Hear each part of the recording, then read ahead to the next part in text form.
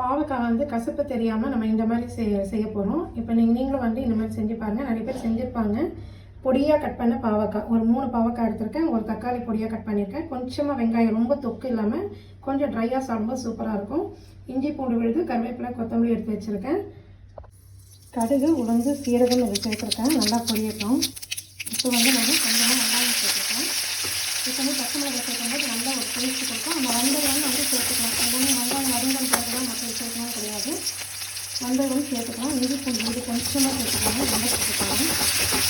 லைட்டாக இதை நல்லா காது விட்டுறாங்க. நல்லா தக்காளியும் சேர்த்துக்கலாம். இன்னும் அந்த பாவக்காய் வதக்கும் போது எல்லாமே நல்லா சேர்ந்து வதங்கிடும். இப்போ இது நல்லா வதக்கிட்டு ஓரளவுக்கு வதக்கினா போதும். பாவக்காய் நல்லா பொடியாக கட் பண்ணால் பாவக்காய் பொடியாக கட் பண்ணும்போது நல்லாயிருக்கும். நீங்கள் ரவுண்டாக போட்டிங்கன்னா அது சாப்பிட்றதுக்கு கொஞ்சம் இதாக இருக்கும். கொட்டையெல்லாம் எடுத்துட்டு நல்லா வாஷ் பண்ணி வதக்கிக்கலாம். நல்லா வதக்கிக்கலாம். இங்கே பார்த்தீங்கன்னா கடலைப்பருப்பு வந்து கொஞ்சமாக எடுத்து ஒரு 2 டேபிள் ஸ்பூன் எடுத்து கொஞ்சம் ரொம்ப வெந்துடக்கூடாது. ஓரளவுக்கு இதுவாக வேகணும். இது தனியாக நம்ம தண்ணி எடுத்து வச்சுருக்கோம். அந்த தண்ணியை ஊற்றி நம்ம வேக வச்சுக்கலாம். இப்போ பாவக்காய் வந்து நல்லா வதங்கிருக்கேன். இது பாருங்கள், நல்லா வந்து இந்த மாதிரி வந்து வதங்கி வந்திருக்கு. இப்போ நம்ம வந்து உப்பு சேர்த்துக்கலாம். தேவையான அளவுக்கு உப்பு சேர்த்துப்போம். இதில் வந்து குழம்பு மிளகாத்தூள், மஞ்சள் தூள் ஒரு 1/4 டீஸ்பூனும், இந்த வெறும் மிளகாத்தூளும் வச்சுருக்கேன் கலருக்காக. தேவையான அளவுக்கு நம்ம காரம் சேர்த்துட்டா போதும். கொஞ்சமாக கொத்தமல்லி சேர்த்து நல்லா தண்ணியெல்லாம் ஊற்றாமல் நம்ம வதக்கிக்கலாம். அதுக்கப்புறம் லைட்டாக தண்ணி தெளித்து விட்டா போதும். இப்போ வந்து நம்ம இந்த கடலைப்பருப்பும் சேர்த்துக்கலாம். சேர்த்துட்டு இதையும் ஒரு பருப்பிட்டு லைட்டாக நம்ம அந்த வேக வச்ச கடலைப்பருப்போட தண்ணியும் எடுத்து அதையும் சேர்த்துப்போம். ரொம்ப சேர்த்து வேக வைக்காமல் லைட்டாக சேர்த்துட்டா போதும்.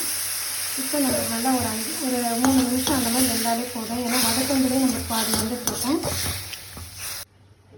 இன்றைக்கி என்ன சமையல்னா பருப்பு, வெறும் பருப்பு, வெங்காயம், பூண்டு, பச்சை மிளகாய், தக்காளி எல்லாம் போட்டு பெருங்காயம், மஞ்சள் தூள் எல்லாமே போட்டு தாளித்து கொட்டி பருப்பு, அதுதான் சூப்பராக இருக்கும். வெறும் ரொம்ப சிம்பிளாக பண்ணிடலாம். பருப்பு கடையிலும் ரசம், வெறும் பருப்பு வேக வச்சாலுமே அந்த பருப்பு தண்ணி ஊற்றி ரசம் தாளிச்சாச்சு. பாவக்காய் வறுவல், சாதம் வந்து ஃப்ரெஷ்ஷாக வடிச்சுப்பேன் சூடாக. இப்போ நமக்கு நல்லா சிம்மிலேயே வந்து நல்லா வெந்து வந்துச்சு. கொஞ்சமாக கொத்தமல்லி தண்ணியாக சேர்த்துப்போம்.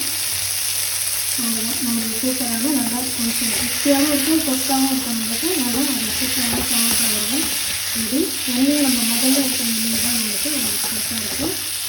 ஸோ கண்டிப்பாக நீங்கள் ட்ரை பண்ணி நம்ம அடுத்த வீடியோ பார்த்து தேங்க்ஸ் ஃபார் வாட்சிங்.